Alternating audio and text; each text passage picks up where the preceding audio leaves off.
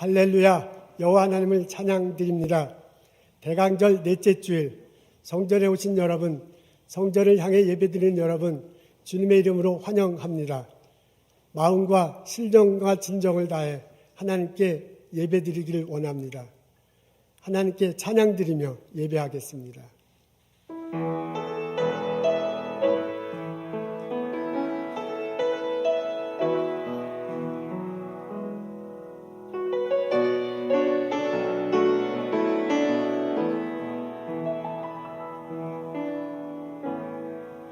하늘의 문을 여소서, 이곳을 주목하소서. 주를 향한 노래가 꺼지지 않으니 하늘을 열고 보소서.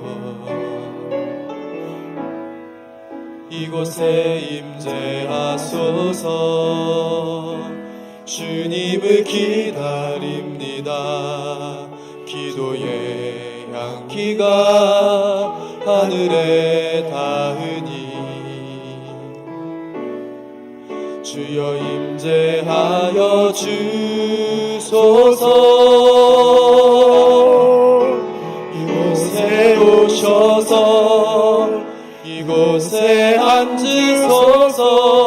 이곳에서 드리는 예배를 받으소서. 주님의 이름만이, 오직 주의 이름만 이곳에 있습니다.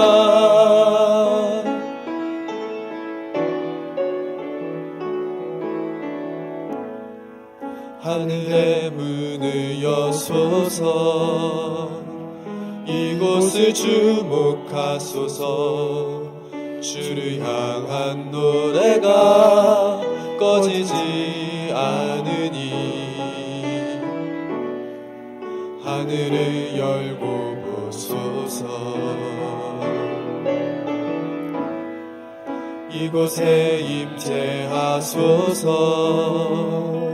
주님을 기다립니다. 기도의 향기가 하늘에 닿으니 주여 임재하여 주소서. 이곳에 오셔서 이곳에 앉으소서. 이곳에서 드리는 예배를 받으소서. 주님의 이름만이, 오직 주의 이름만 이곳에 있습니다. 이곳에 오셔서 이곳에 앉으소서. 이곳에서 드리는 예배를 받으소서. 주님의 이름만이, 오직 주의 이름만 이곳에 있습니다.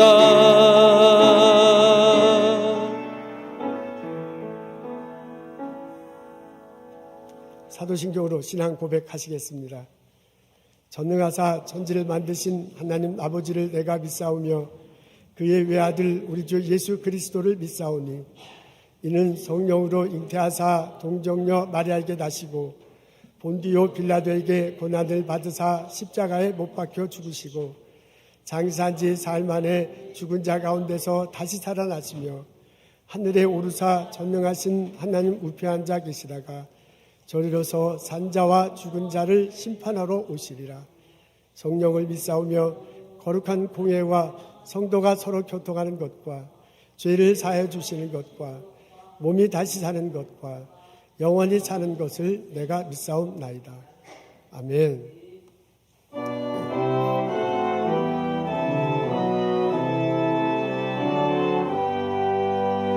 다 찬양하여라 전능왕 창조의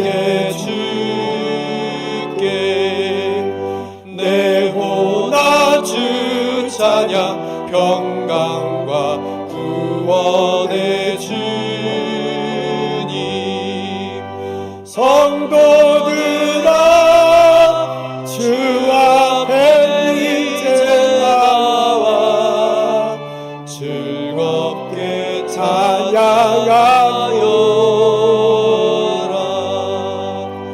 다 찬양하여라 놀라운 만유의 주께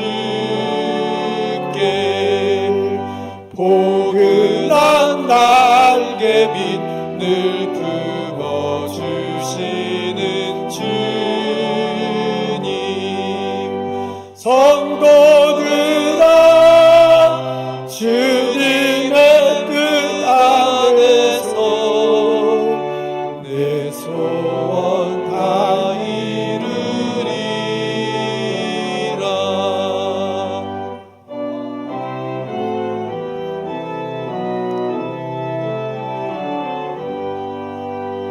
다 찬양하여라 온 몸과 마음을 바쳐 이 세상 만물이 주 앞에 다 나와 찬양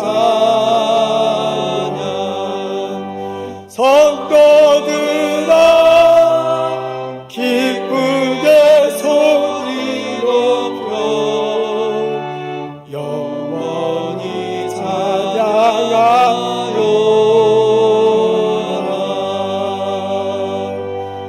아멘.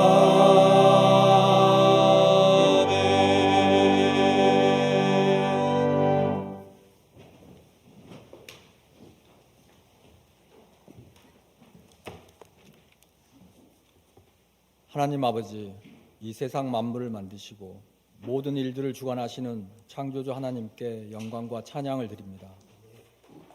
이 땅에 예수님 사람의 모습으로 직접 보내시고 십자가에 죽게까지 하심으로 우리를 사망으로부터 구원하신 주님의 그 무한한 사랑에 감사드립니다. 한 해를 마감하는 12월입니다. 지난 한 해를 돌이켜보면 주님 우리를 사랑하사 많은 은혜를 베풀어 주셨습니다. 어려운 때 인내하며 견뎌낼 수 있도록 피할 길을 내어주셨고 두렵고 슬플 때 우리를 위로하시고 소망을 품게 하셨습니다. 오랜 팬데믹 기간에도 믿음 잃지 않고 대면으로 혹은 온라인으로 주님께 예배 드릴 수 있게 하셨고 여러 선교사님들을 계속 지원할 수 있도록 하셨습니다.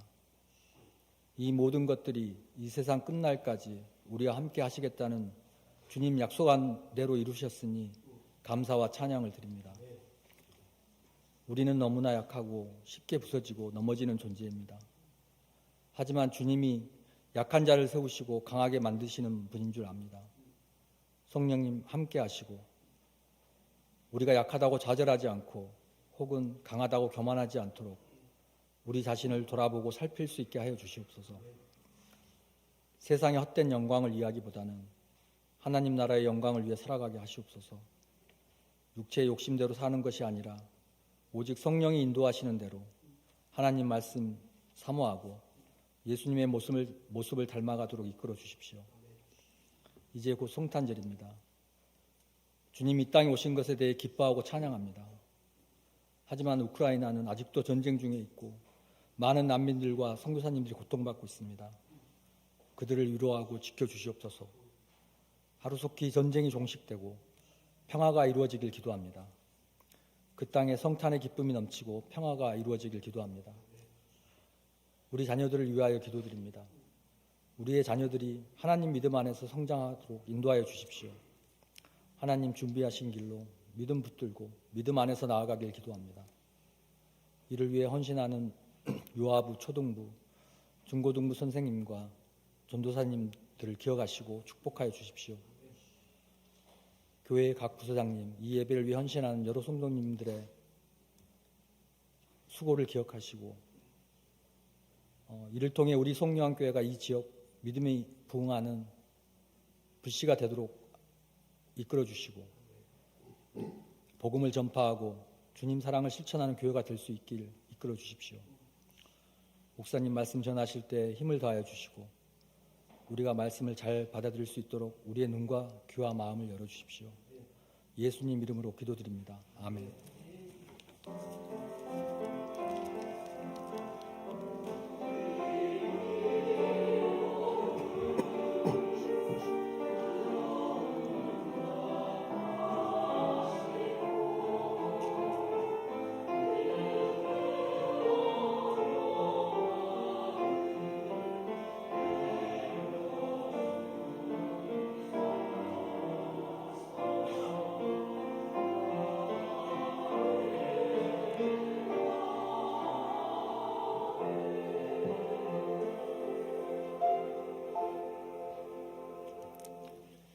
우리 함께 소식 나누고 인사하겠습니다. 오늘 오후 1시에 여성교회 총회가 마틴홀에서 열립니다. 간단한 다과가 있다고 하네요. 그리고 정기총회를 한다고 합니다. 많은 분 참석하시기를 원합니다. 다음 주일에 성탄주일 예배를 드립니다. 우리 12월 25일이 주일이군요. 그때 온 가족들이 우리 자녀들 다 같이 모여서 예배 드리겠습니다. 영어와 한국말로 같이 하도록 하겠습니다. 성만찬도 가질 계획입니다. 그 예배 끝나고 난 다음에 식사도 있습니다. 그러니까 다음 주 25일 날 식사 교제가 있고 그 다음 주가 1월 2일인데 1월 1일 주일에도 식사 교제가 있습니다. 여러분 많은 분 참석했으면 참 좋겠습니다. 우리 온라인으로 예배 참석하는 교우들도 다음 주, 그 다음 주에 와서 함께 예배 드리면 얼마나 좋을까 하는 그런 생각을 해 봅니다. 우리 성탄절 맞이해서 꽃장단 잘 해주셔서 감사해요. 많은 분들 참석하셔서 고맙습니다.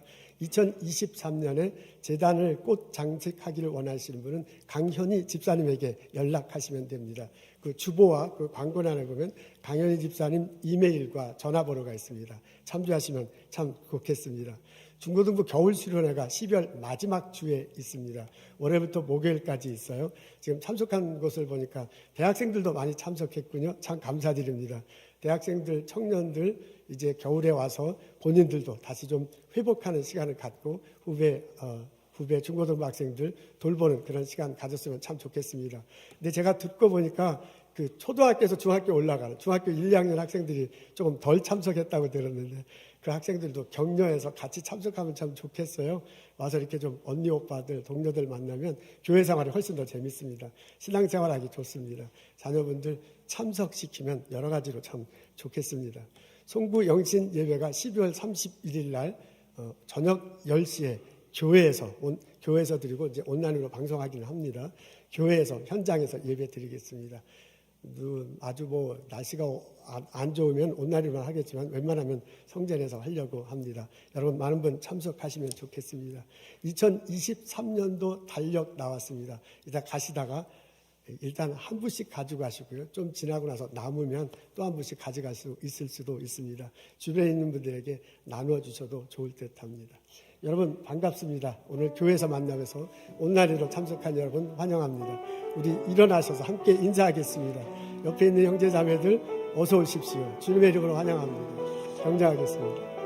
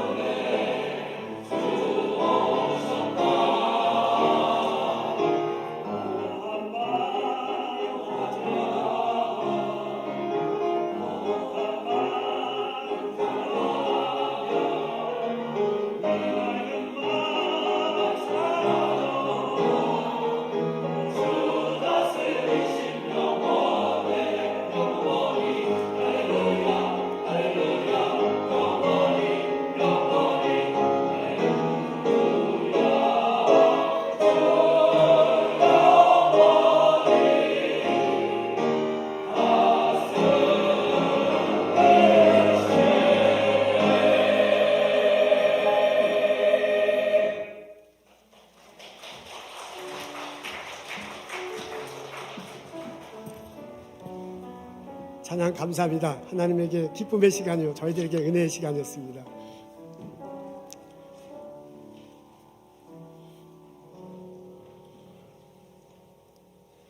오늘 저희들 들을 말씀은 마태복음 1장 1절부터 6절입니다.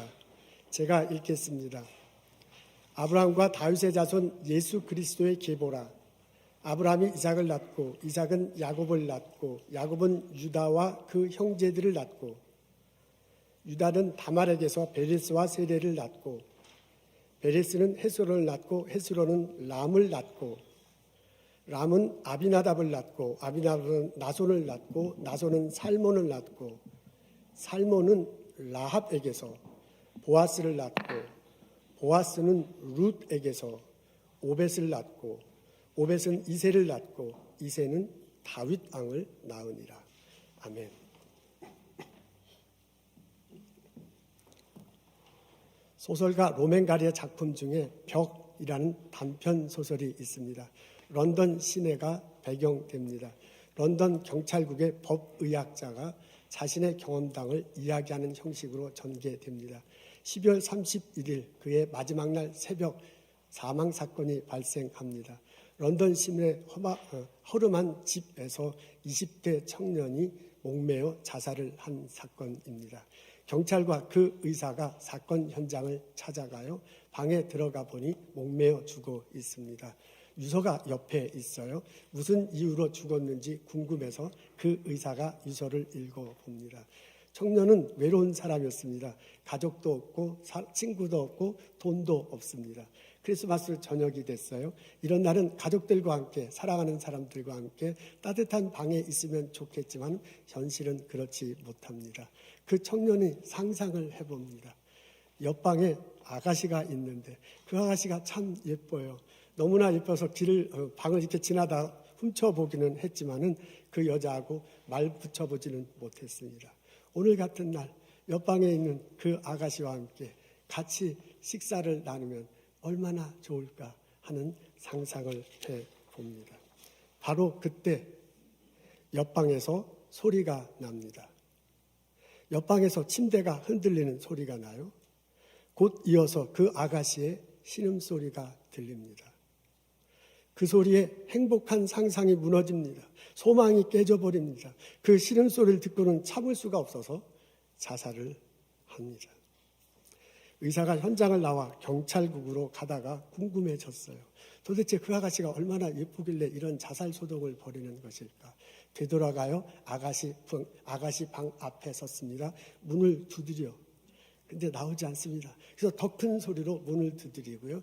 옆방에 사건이 벌어졌는데 그것에 대해서 아느냐고 물어보면서 얼굴을 보기를 원했는데 나오지 않습니다.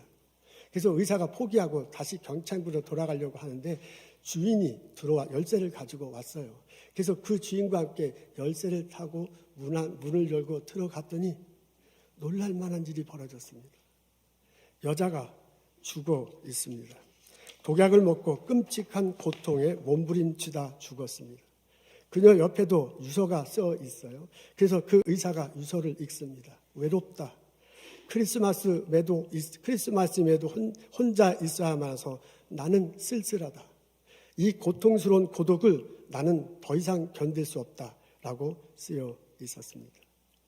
옆방 청년이 들었던 침대 소리는 그 신음소리는 옆방 처녀가 몸부림치며 죽어가는 소리였습니다. 벽 하나를 두고 청춘 남녀가 자살했습니다. 참 안타깝네요. 이건 소설이야. 소설 속의 이야기지만은 읽으면서 마음이 무겁습니다. 벽이 두 사람과의 대화를 막았습니다. 벽이 두 사람들의 마음의 진심을 이해하지 못하도록 했습니다. 저는 이 소설을 읽으면서 질문이 생겼어요. 누가 이 벽을 만들었는가? 건축 설계사가 이 벽을 만들었습니까? 그 방의 건물 주인이 이 벽을 만들었습니까? 아니면 옆방에 사는 청춘 남녀가 스스로 그 벽을 세워놓은 것은 아닙니까? 오늘 저희들은 마태복음 1장에 있는 말씀 읽습니다. 족보가 나오네요. 아브라함부터 아브라함부터 다윗 왕에 이르고 그리고 예수님까지 이르는 계보가 나옵니다. 왕들의 계보예요. 이 계보를 읽다 보면 눈에 띄는 것이 있습니다. 여자의 이름이 등장합니다. 왕의 계보에 여자의 이름이 등장하는 것은 아주 이상한, 그때 당시 문화로서는 이상한 일입니다. 구약시대 때 여성은 사람들을 숫자를 셀 때 여성은 세지 않았습니다. 신약 성서에 이르서도요, 여성에게는 법적 권리가 없었습니다. 그런 문화권이었음에도 불구하고 이 왕들의 계보에 남자아이들이 연결되어 있는데 여자 이름이 당당하게 등장합니다. 다말이 나오네요. 라합이 나오고요. 라합이 나오고 그 다음에 룻이 나오고 우리아의 아내라고 표현되어 있고 마리아가 나옵니다. 그런데 그 여성들의 이름을 읽어보면 더 이상스러운 게 그 마리아를 제외하고 구약성경에 나오는 여성들의 이름은 다 한 가지씩 구구절절 사연이 있기 때문에 그렇습니다. 오늘 저희는 그 중에서 첫 번째 여인 다말에 관한 이야기를 한번 들어보도록 하겠습니다. 여러분 앞에 2절과 3절에 보면 이렇게 적혀져 있습니다. 앞에 있는데 다 같이 읽겠습니다. 시작. 아브라함이 이삭을 낳고 이삭은 야곱을 낳고 야곱은 유다와 그 형제들을 낳고 유다는 다말에게서 베레스를 낳았다 했습니다. 아브라함, 이삭, 야곱은 익숙한 이름이죠. 어렸을 때부터 능히 들었습니다. 유다도 많이 들었어요. 야곱의 12아들 중에 하나입니다. 그 유다가 다말이라는 사람으로부터 베레스를 낳았다고 합니다. 유다는 남자네요. 그러면 다말은 여자인 것이면 틀림없습니다. 그 여자 이름이 기록되어 있습니다. 이분에 관한 내용이 창세기 38장에 나오는데 그 이야기를 들어보면 이건 막장 드라마입니다.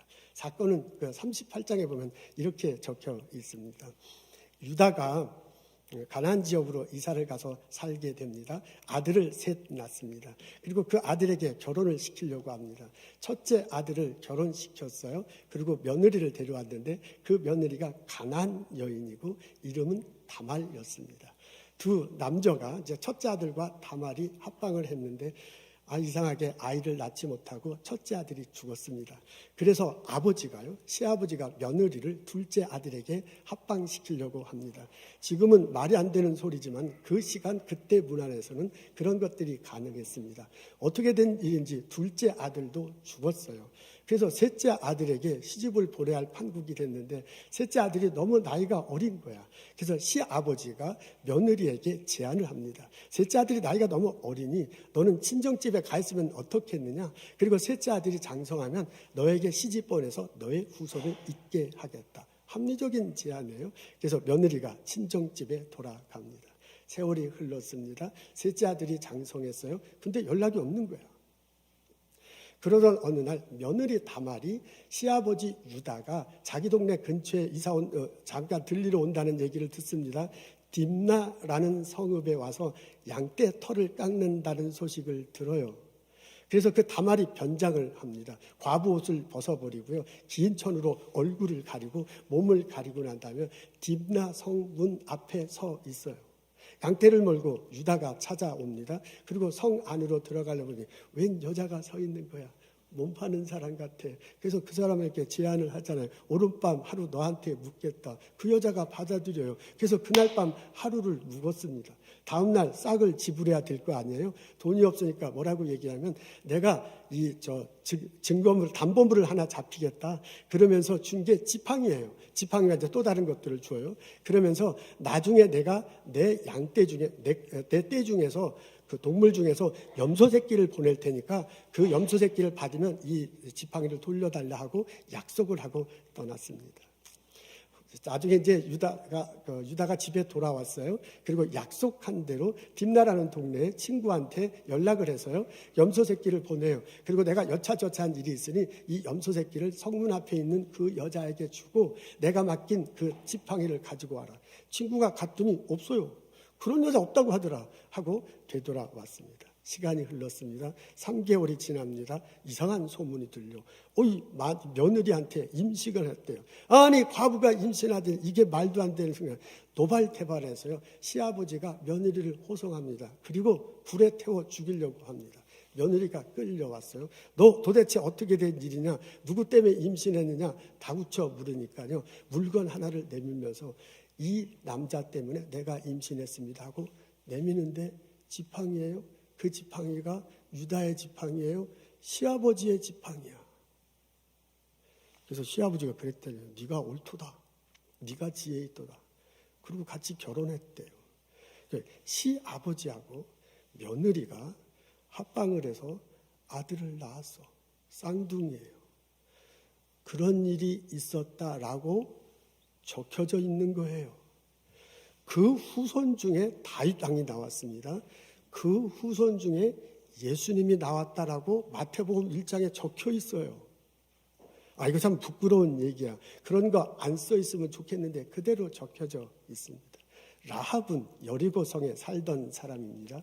이스라엘 백성들이 여리고성을 탈출하는데 혁혁한 공을 세운 사람입니다. 근데 그 라합이 기생이었다고 합니다. 룻은 모압 여인이었습니다. 나오미하고 이제 그 집안들이 모압 지방에 가서 산 적이 있잖아요.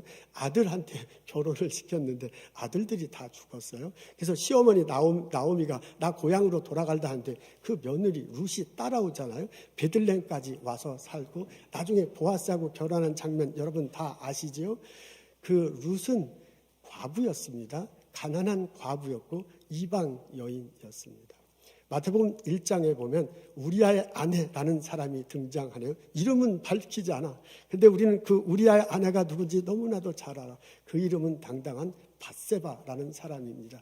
여러분 밧세바하고 다윗 왕의 그 스캔들 아시죠? 다윗 왕이 넘지 말아야 할 선을 넘고 밧세바와 함께 참 여차저차하고 나중에 결혼해버려. 그게 성경에 나와서 그렇지 오늘날로 시기하면 간음이야. 사건 은폐야. 살인 교사야. 그리고 그것을 무마시켜. 그리고 왕이 결혼한다는 게 말이 돼요. 아니 그런 사람 이름은 안 적는 게 좋잖아요. 근데 그 사람 이름이 당당하게 마태복음 1장에 나와 있습니다. 당당하게 왕들의 이름뿐만 아니라 그 여인들의 이름이 쭉 열거되어 있어요. 그 여인들의 피를 받아서 다윗 왕이 나왔고 예수님이 나왔다고 적혀 있습니다. 저는 여러분 이 족보에서요, 이 계보에서 벽이 무너지는 것을 봅니다. 여러분 이 족보를 보면요, 유대인과 이방인의 벽이 무너지고 있습니다. 여러분 이 왕의 족보를 보면요, 남자와 여자의 벽이 무너지고 있습니다. 여러분 이 족보를 보면 의인이냐 죄인이냐 하는 구분, 그 벽이 무너지고 있습니다. 여러분 이것을 쭉 읽어보면요, 그 벽이 무너지는 그 가르침이, 그 핏줄이 예수님에게 이어지고 예수님에게 모아져서 예수님의 몸에 담고서 예수님의 피에 담고서 예수님의 그 가르침을 품고서 이 땅에 태어났다는 것을 우리에게 알려주고 있습니다. 예수님은 살아계시면서 예수님은 사역을 하시면서 이 가르침을 전하고 몸소 보여주셨습니다. 어느 날 예수님이 갈릴리 지역을 가다가 사마리아 지역을 지나게 됩니다. 목이 말라요. 그래서 사마리아 성에 들어가서 우물가에 가잖아요. 물을 마시려고 하는데 여인이 다가옵니다. 그 여인에게 물을 달라고 합니다. 그리고 그 여인과 이야기를 시작해요. 지금 우물에서 뜰 수 있는 물과 예수님이 줄 수 있는 생수에 관해서 이야기합니다. 조금 지나고 난 다음에 그 여인의 남편들과 그 여인의 사생활에 관해서 대화를 하기 시작합니다. 그리고 조금 더 지나고 나서는 여기에 예배를 드려야 될 것입니까? 예루살렘에서 예배 드려야 됩니까? 메시아는 누굽니까? 라는 신앙적인 대화를 예수님과 나눕니다. 여러분 이런 내용을 가지고 대화를 나누는 중에 여인이 바뀌어요. 마음이 바뀌어요. 몰랐던 것을 알게 돼요. 그리고 대화하는 중에 뭔가 느껴지는 게 있어요. 이분이 그리스도구나. 이분이 우리가 말하는 그 예수 그리스도구나 라는 것을 느끼게 되고요. 고백하게 됩니다. 그리고 그 여인이 어떻게 했는지 아시죠? 당장 마을로 내려가요. 그 여인은 마을 사람과 얘기하지 않던 사람이에요. 그 해가 쨍찌는 때 우물가에 온 이유는 마을 사람들과 만나고 싶지 않아. 나의 부끄러운 갖고 그 사람들에게 만나고 싶지 않아서 그때 온 사람이에요. 근데 이 사람이 예수를 만나자마자요, 바로 마을가로 갔잖아요. 내가 예수 그리스도를 만났다. 그러니까 그 마을 사람들이 놀라서 진짜나. 그래서 우물가에 다 같이 쫓아와요. 그리고 예수를 초청해요. 그리고 그 예수님의 얘기를 듣고 예수를 믿기 시작했다고 합니다. 여러분, 예수님 때문에 남자와 여자의 벽이 무너졌습니다. 예수님 때문에 여자와 마을 사람들의 벽이 무너졌습니다. 예수님 때문에 너는 죄인이고 나는 의인이라는 그 벽이 무너졌습니다. 그 예수님이 십자가를 지고 돌아가셨어요. 그리고 사흘 만에 부활하셨습니다. 예수님이 십자가에 돌아가시면서 피 흘리시면서 우리들의 죄를 용서할 길을 열어주셨습니다. 우리들을 의롭게 할 길을 열어주셨습니다. 우리들을 구원의 길을 갈 길을 열어주셨어요. 이제 그 피가 내 죄를 용서함을 위한다. 내가 그것을 믿고 받아들일 때 의롭게 된다고 하였습니다. 내가 그 사실, 그게 역사적인 사실이다. 그 의미가 이런 것이다. 그 결과, 그것을 믿으면 이런 결과가 난다는 것을 듣고 알고 내가 믿을 때 그것이 곧 나의 것이 됩니다. 그 예수의 피로 내 죄가 용서되고 내가 의롭게 됩니다. 그 예수님의 보혈로 내가 의롭게 되고 구원의 길을 열 수 있도록 예수님께서 길을 열어주셨습니다.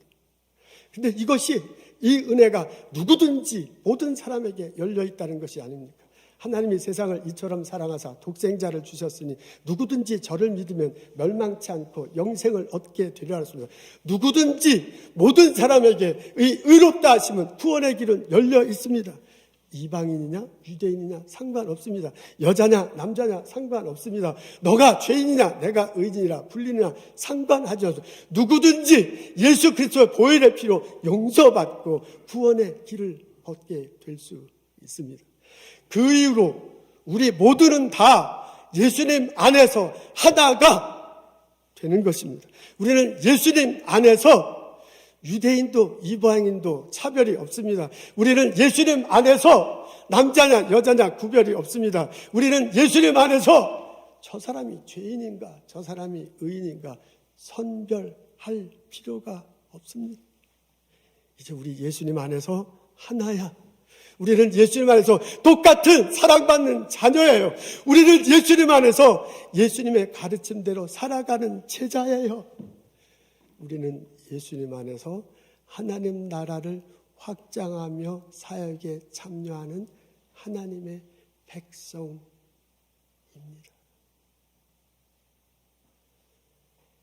이 깨달음이, 이 실천함이 우리들 삶 속에 이루어지기를 주님의 이름으로 소원합니다. 주님의 이름으로 부탁합니다. 우리들에게는 컴포트 존이 있습니다. 내가 심리적으로 안정감을 느끼는 삶의 영역이 있습니다. 매일매일 일상적으로 반복되는 삶이 있습니다. 일터에 가면 루틴으로 계속되는 일이 있습니다. 그렇게 내게 익숙해요. 그래서 내가 편안해요. 그래서 내가 안정감을 느끼는 컴포트 존이 우리들 모두에게는 있습니다. 우리는 그 컴포트 존에 있는 사람들을 만나기를 원합니다.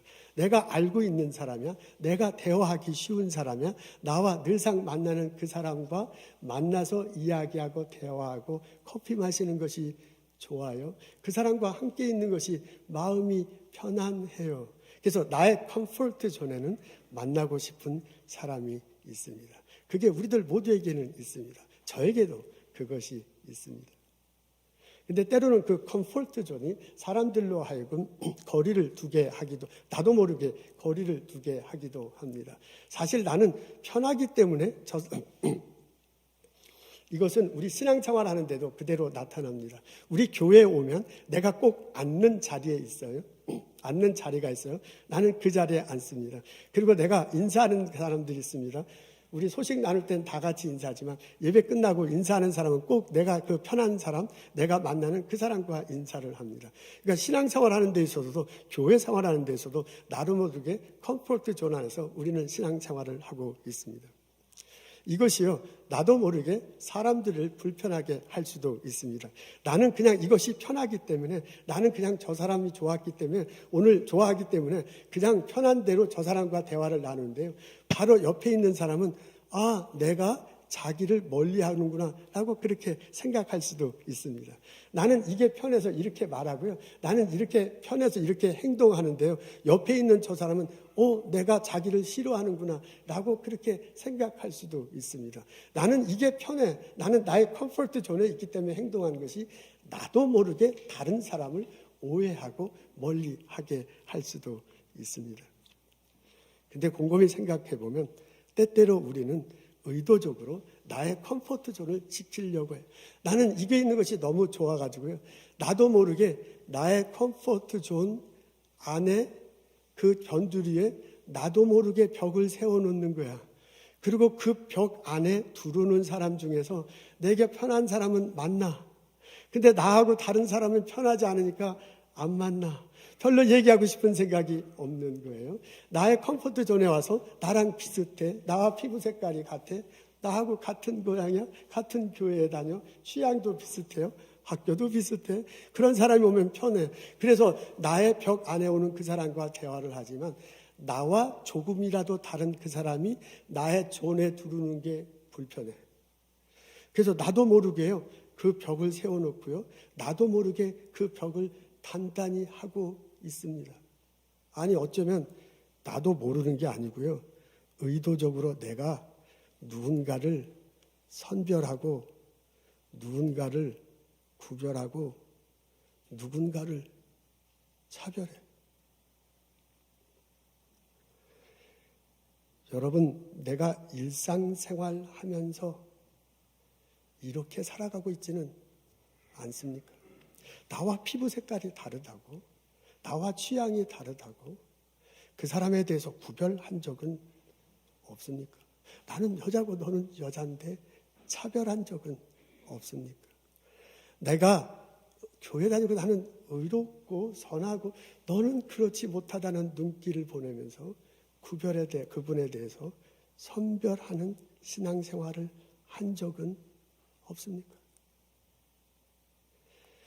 예수님은 우리들이 벽이 무너지기를 원하고 있습니다. 예수님은 우리들의 벽이 무너지기 원하고 있습니다. 예수님이 성천하시기 전에 하신 말씀이 생각나요. 예수님이 뭐라면 예루살렘을 떠나지 말라라고 제자들에게 말하고 있습니다. 제자들에게서 예루살렘은 삶의 터전이야. 자기에게 아주 익숙한 곳이에요. 그곳을 떠나지 말라는 얘기는 바로 그곳에서부터 시작하라는 것입니다.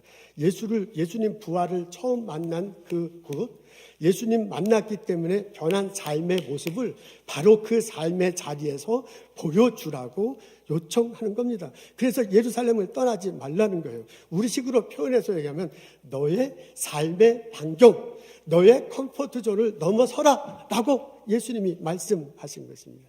예수님이 승천하시기 전에 우리에게 요청합니다. 유대를 떠나서 유대와 사마리아와 이스라엘과 땅끝까지 가라고 그래요. 그 말이 뭐냐면 너의 땅의 영역을 넘어서라 라는 그런 얘기입니다.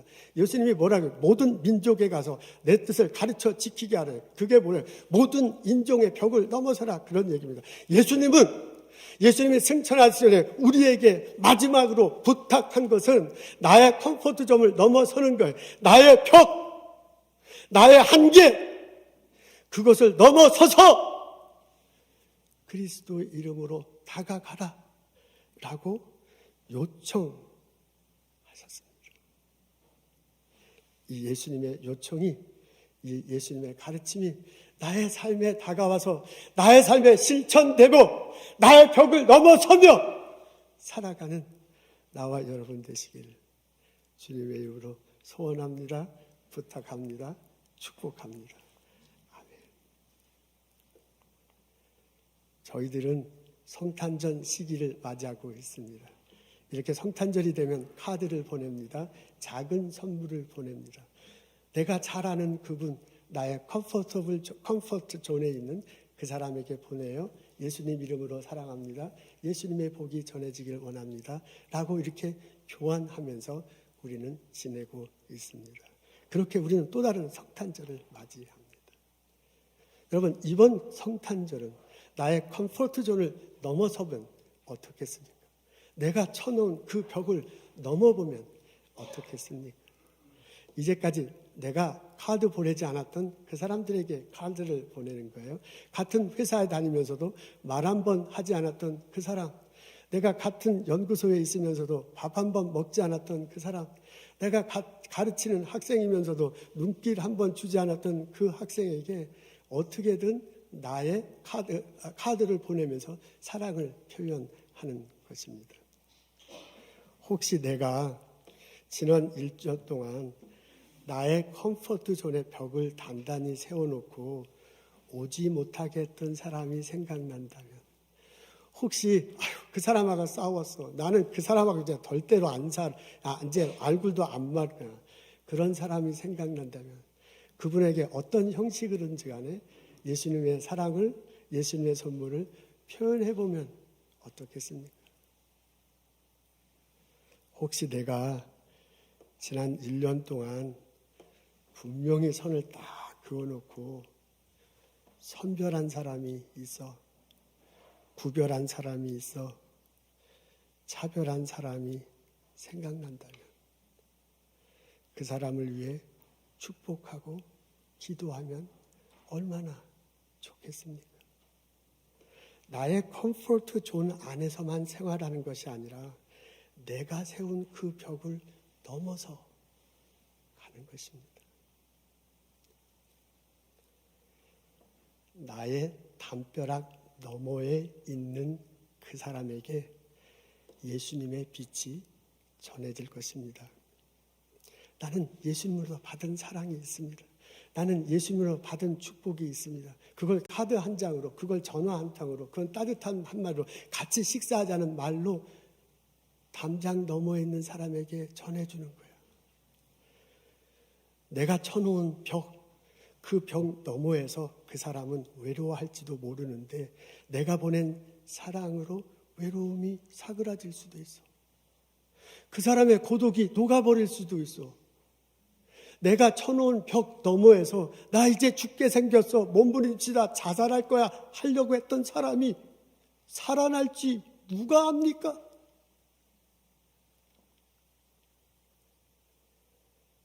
나의 벽을 넘어서 예수님의 사랑과 예수님의 복을 나누는 성탄절이 됐으면 참 좋겠습니다. 그 예수님의 가르침이, 가치관이 나의 일상의 삶에서 펼쳐지기를 주님의 이름으로 소원합니다. 기도합니다. 축복합니다. 기도하겠습니다. 하나님, 예수님 저에게 보내주심을 감사합니다. 죄 많은 나를 위해서 이 땅에 오시고 내 죄를 용서해 주신 그 사랑을 감격합니다. 되새겨 봅니다. 감사합니다. 주께 받은 그 사랑, 주께서 주신 그 은혜, 주께가 준 그 축복을 이웃들에게 나누며 살게 하여 주옵소서. 내가 채운 벽 그 너머에서 울부짖는 형제자매에게 다가갈 수 있는 마음을, 믿음을 허락하여 주옵소서. 내 벽을 넘어서서 서로 사랑하며 서로 축복하며 살아가는 성탄절이 되도록 주님 인도하시옵소서. 주여 도와주옵소서. 예수님 감사합니다. 예수님 이름으로 기도합니다.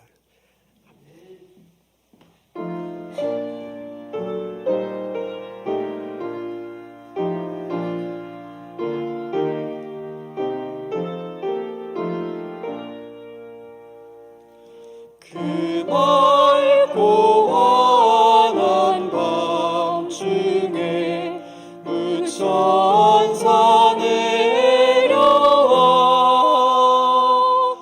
그 손에 빛 받으고서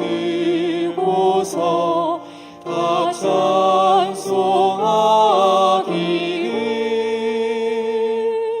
평강의 왕이 오시니 다 평안하여라. 그 소란하던 세상이 다 고요하도다.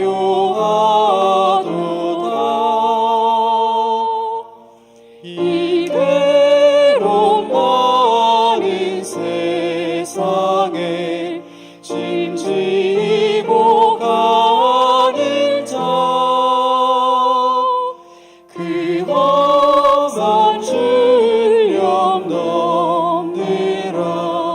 온몸이 고난하나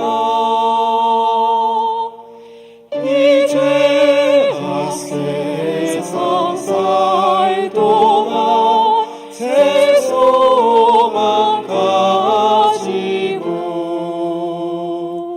천사 기쁜 찬송을 들으며 쉬어라.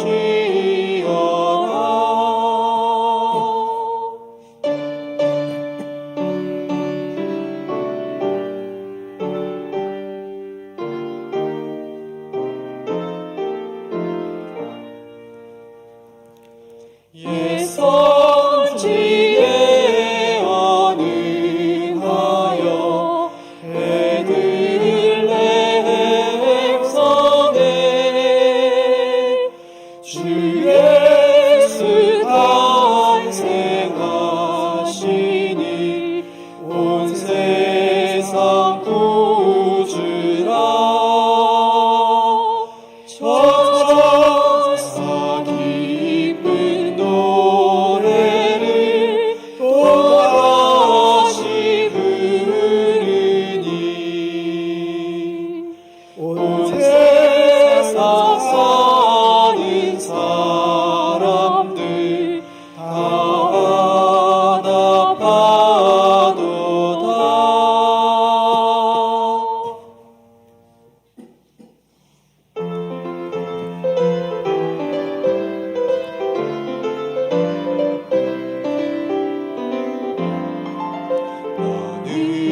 너는 담장 너머로 뻗은 나무 가지에 푸른 열매처럼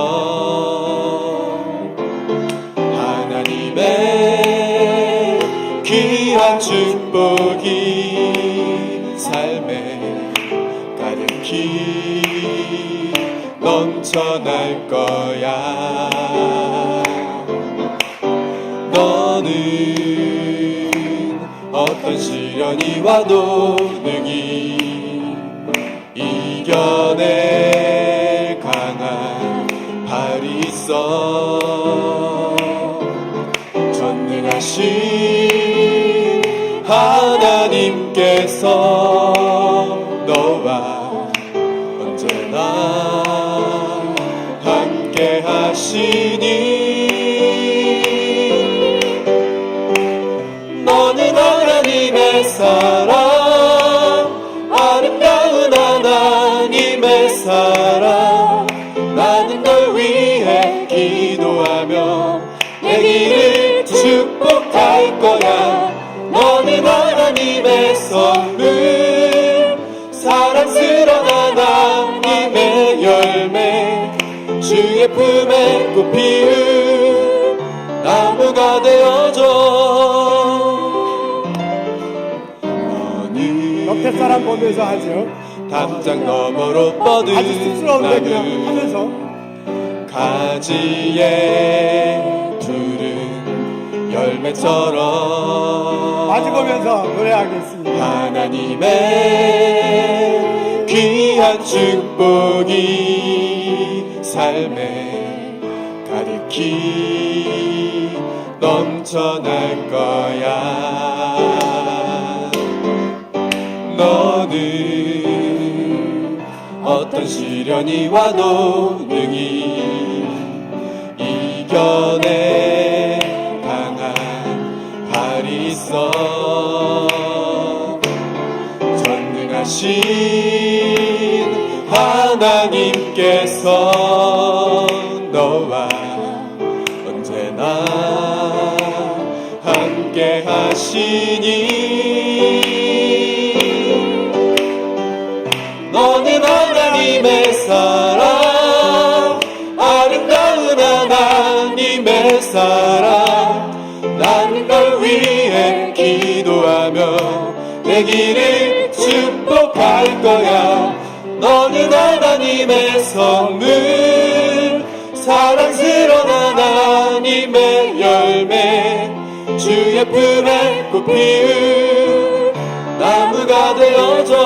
너는 하나님의 사랑, 아름다운 하나님의 사랑 나는 널 위해 기도하며 내 길을 축복할 거야. 너는 하나님의 선물 사랑스러운 하나님의 열매 주의 품에 꽃 피운 나무가 되어줘. 하나님 감사합니다. 함께 숨 쉴 수 있고 함께 밥을 먹으며 함께 일할 수 있는 형제 자매 주셔서 감사합니다.